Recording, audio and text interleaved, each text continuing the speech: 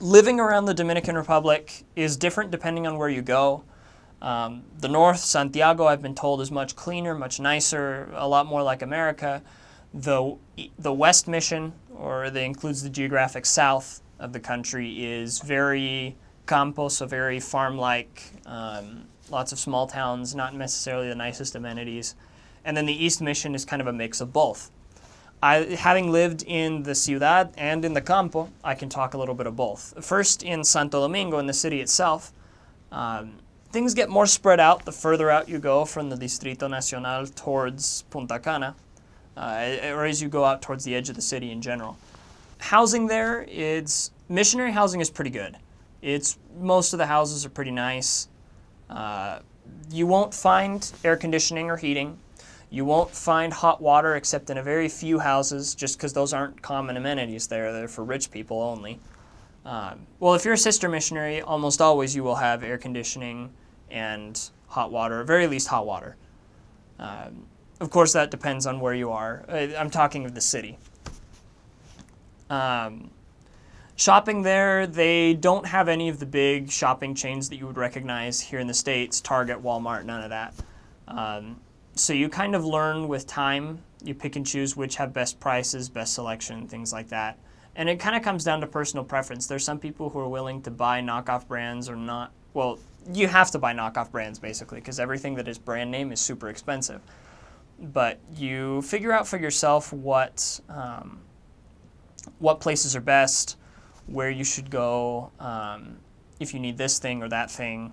And you also have to factor distance in because they're not just on every street corner.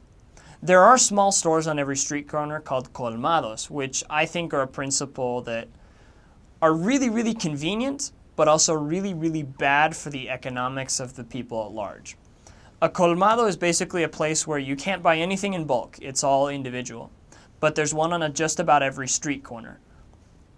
And so if you're making lunch, and you discover, oh shoot, I ran out of garlic and onions. Then you go over to the colmado, you buy exactly what you need, and you go back home and you finish making it.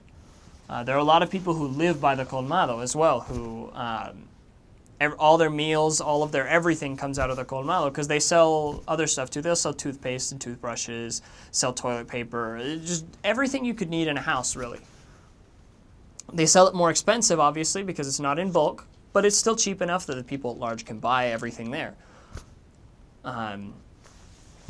But it means that a lot of people start taking out, I guess it's not like a loan with the colmado, they call it fiado, where you take something and say, I'll pay for it later.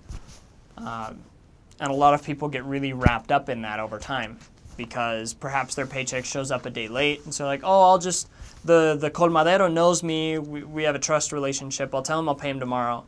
And then a lot of people do follow up, but then there's those people who try to take advantage of the system and don't, and you get all kinds of problems. Crime in Santo Domingo can be pretty high. It depends on the areas you go to. Usually you won't be bothered by tigres, the standard delinquents who go around robbing and bothering people and just doing stupid stuff in general, although there's a lot of them. But if you're closer to the Distrito Nacional itself, you'll get more drug problems. Not necessarily running into cartels or things like that, but you'll get individuals who are hardcore addicts who will then, those are really the only people who will rob missionaries knowing that they're missionaries. In their desperation to get another high, to get more of the drug, they'll come after you. A lot of times though, let the Spirit guide, and you'll be kept from those dark and scary places. Also, asking around. A really Dominican saying is, "El que pregunta no se pierde." He who asks and will never get lost. If you ask around how to get somewhere, everyone will tell you. You have to make sure you ask the right people. Ask the people in the colmados. Ask the people who are typically seeing a lot of people around. Because if you go up to some random tigre and ask him, he might get a whiff that you're new here, tell you to go somewhere that's not right, and then make you pay for it later. Also, one of the interesting things about the Dominican Republic, is that there are basically no street addresses outside of the Distrito Nacional itself and outside of main streets. So the way that you get to know where things are is visual memory.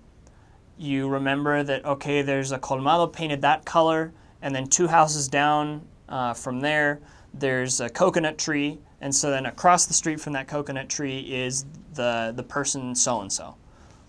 Or like you ask at a colmado, or you ask somebody, hey, do you know where so-and-so lives?